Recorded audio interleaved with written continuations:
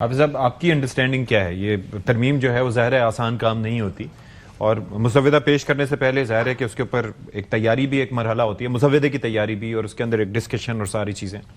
تو آپ کی انڈرسٹینڈنگ یہ جب آپ سنتے ہیں 27ویں ترمیم آ رہی ہے تو آپ کو کیا لگتا ہے کہ کتنا ٹائم ٹیکنگ یہ پروسیس ہو سکتا ہے؟ کیا ہے اس کی خد و خال اگر آپ کچھ بیان کر سکیں؟ ستی بھائی آپ کا شکریہ. دیکھیں، میں اس کو 3 مختلف اینگل سے دیکھتا ہوں. ایک اس کا اینگل یہ ہے کہ دنیا بھر کے جتنے بھی پارلیمنٹس ہیں ان کے پاس ایک لیجسلیٹو کانسٹیٹیوشنل کمپیٹنسی ہے کہ وہ کانسٹیٹیوشن کو امینڈ کر سکتے ہیں، اس کو ایڈ کر سکتے ہیں، اس کی کچھ چیزوں کو کم کر سکتے ہیں. یہ ایک لیجسلیٹو کمپیٹنسی ہے. دنیا کے بہت سارے ممالک کے اندر جو ہے وہ بہت ساری امینڈمنٹس بھی آئیں، جس طرح ہمارے انڈیا کے اندر ہے تقریباً 106 امینڈمنٹس کانسٹیٹیوشن کے اندر آئی ہیں. پاکستان کا جو کانسٹیٹیوشن ہے اس کے اندر بنیادی طور پہ میں سمجھتا ہوں کہ 4 میجر امینڈمنٹس آئی ہیں. باقی 22 کو فار دا ٹائمنگ آپ سائڈ پہ کر دیں تو 22 کے بعد جو 4 ہیں، ایک آپ کے پاس میجر امینڈمنٹ آئی تھی جو 8th امینڈمنٹ تھی. اس کے بعد آپ کے پاس 17th امینڈمنٹ آئی. اس کے بعد ایک امینڈمنٹ جو ہے وہ 18th امینڈمنٹ آئی، اور چوتھی امینڈمنٹ جو ہے وہ 26 کانسٹیٹیوشن امینڈمنٹ ہے. اب ان چاروں امینڈمنٹس کو دیکھیں تو بہت سارا لرن کیا گیا ہے. اس کے اندر بہت ساری ڈیبیٹس کے بعد جو ہے اگر 8ویں آئی تو بہت ساری چیزیں جو ہیں اس کے اندر 17ویں امینڈمنٹس آئی، اس کے اندر کی گئی. 17ویں سے جب ہم 18ویں کی طرف گئے تو ایک بہت بڑا شفٹ آیا، اور شفٹ اس لیے آیا کہ آپ کا جو پاکستان کا ایک نظام آئین یا قانون ہے اس کے اندر جو لیجسلیٹو کمپیٹنسی ہے وہ 2 بنیادوں پہ تھی. ایک آپ کی فیڈرلسٹ تھی اور ایک آپ کی کانکرنٹ لسٹ تھی. آپ نے کانکرنٹ کو ایبالش کر دیا، اور اس کے بعد جو ہے آپ نے بہت ساری چیزیں جو تھیں وہ ایسی کر دیں کہ چونکہ اس دور کی اپوزیشن اور گورنمنٹ جو تھی انہوں نے مل کے اس کانسٹیٹیوشنل پروسیس کے اندر کیا، تو ایک ایسی چیز تھی کہ جو بھی کام کیا جائے اگر گورنمنٹ کے اندر آتے ہیں تو مل بیٹھ کے کرنا چاہیے تاکہ اس کے اندر کسی ایک کی اتھارٹی نہ آئے. اور اس اتھارٹی کے اندر آپ نے دیکھا کہ کنسلٹیشن کا پروسیس جو ہے وہ آپ کو الیکشن کمیشن میں بھی نظر آئے گا جو اوریجنل تھا.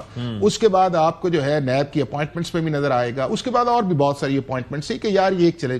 لیکن اس کے بعد جو ایک فینومینا آیا 18ویں ترمیم کے بعد جو ہے کہ جب آپ نے میجر شفٹ کر دیا تو 10-12 سال کے اندر آپ نے اس سے بہت سارا لرن کیا. لرن یہ کیا کہ آپ کا جو کانسیپٹ ہے اس آئین کا وہ ہے فیڈریشن اور فیڈریٹنگ یونٹس کا.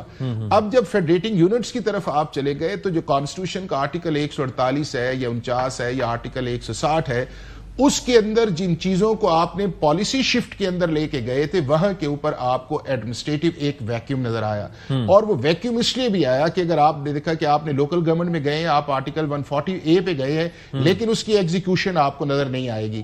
آپ کو پروونشل فائنانس کمیشن ایوارڈ نہیں نظر آئے گا. آپ کو آرٹیکل 160 کے اندر جو اس دور کے کنسیڈریشن تھے کہ 1000 روپے ارب کے قریب آپ کا بجٹ تھا، نہ اس وقت اتنی ڈیٹ سروسنگ تھی، نہ لا اینڈ آرڈر تھا، نہ اس کے بعد آپ کی جو پالیسیز اتنی تھی جو 2025 کے. اب جتنی بھی پولیٹیکل پارٹیز سینٹر کے اندر رہی ہیں بشمول پیپلز پارٹی، آپ یہ دیکھیں کہ 2010 کے اندر جب یہ آئی تھی تو ہیلتھ بھی ایون آپ نے ڈیوالو کیا، لیکن پیپلز پارٹی کی گورنمنٹ نے اس کو ریورس کیا اور فیڈرل لیول کے اندر آپ کی ہیلتھ منسٹری آپ کی بنی، چونکہ گراؤنڈ ریالٹیز کچھ اور تھی.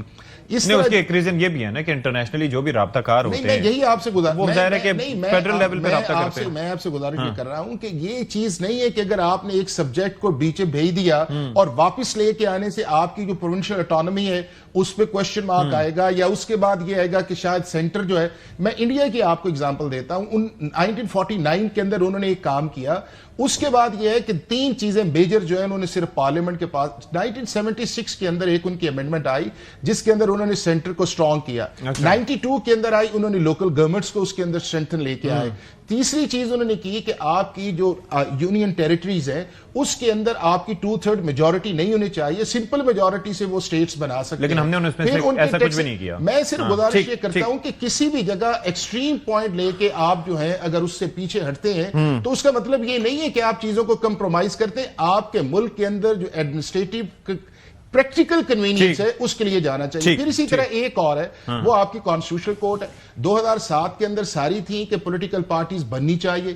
10 کے اندر اس لیے نہیں بن سکی چونکہ افتخار چودھری صاحب کی موومنٹ آئی، ہاکش ایک انوائرمنٹ تھا، انہوں نے کچھ ٹون ڈاؤن کیا، لیکن 19ویں ترمیم پھر سپریم کورٹ کے کہنے پہ اوپر آئی. اور پھر جب 26ویں ترمیم کے اندر کانسٹیٹیوشنل کورٹ کے اندر جانے لگے، چودھری صاحب کی ریسٹوریشن تو 2009 میں ہو گئی، 2009 میں آئی تھی نا، تو اس لیے کہا نا کہ 10 میں آئی نا 18ویں ترمیم، تو 2007 میں تو COD سائن ہو چکا. चुका था। ठीक है। अब 26वीं आईनी तरमीम का जब आपका आया तो एक साल के अंदर आपने वो लर्न किया कि किस तरह जुडिशियल पॉलिटिक्स आ गई, किस तरह कॉन्स्टिट्यूशनल बेंच।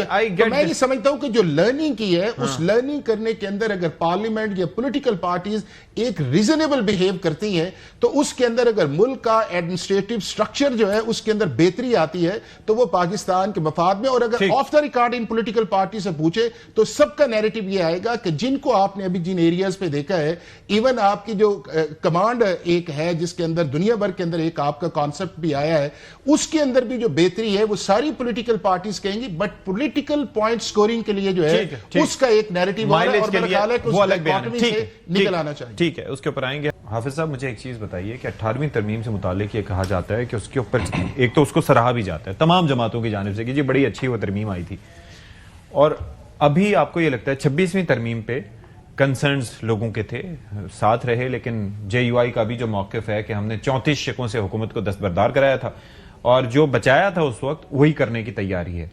तो एक तो ये है कि मुसवदा सामने नहीं आया लेकिन खदशात मौजूद हैं, इसकी वजह आपकी अंडरस्टैंडिंग में क्या नजर आती है? कुछ आपको लगता है कि वो शिकें जो उस वक्त हटाई गई? एक तो मैं समझता ही हूं कि जिस तरह इन्होंने कहा है कि ये एक अच्छा इनिशिएटिव है। अगर आप जो मेजर जिनके मैंने आपसे जिक्र किया, चाहे 18th अमेंडमेंट हो, आपकी 17th अमेंडमेंट हो, आपकी 8th अमेंडमेंट आए, आपकी 26th अमेंडमेंट आए, या इवन फाटा वाली 25th अमेंडमेंट जो आई थी, ये सारी की सारी डायरेक्ट असेंबली के अंदर या सेनेट के अंदर लेट डाउन की गई।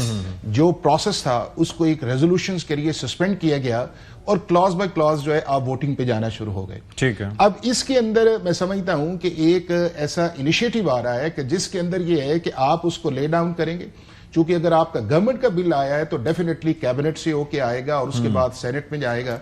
और अगला जो प्रोसेस है कि अगर सेनेट की स्टैंडिंग कमेटीज के अंदर ये जाता है तो डेफिनेटली वहां के ऊपर जो है एक डिबेट जो है उसने जनरेट होना है। और उस डिबेट जनरेट होने से, क्योंकि जिन चीजों पे मैं समझता हूं कि जो आपके सामने ये चीजें आई हैं, आपकी लोकल गवर्नमेंट आई है, आपका NFC आया है, सूबों का मरकज का आपस में रिलेशंस आया है, उसके बाद जो है इवन ये है कि जो बात आर्टिकल 243 के अंदर की जा रही है वो एक ऐसा है जी, और उसके साथ साथ जो है आर्टिकल 148 है, 149 है, 233, 234 है, जो सूबे के और मरकज के आपस के रिलेशंस जो हैं वो किस तरह, चूंकि कॉन्स्टिट्यूशन के अंदर जो है आपने टग ऑफ वॉर में तो नहीं रहना ना, आपने अपने मुल्क क्लैरिटी होनी अपने चाहिए, सिस्टम्स के अंदर क्लैरिटी चाहिए।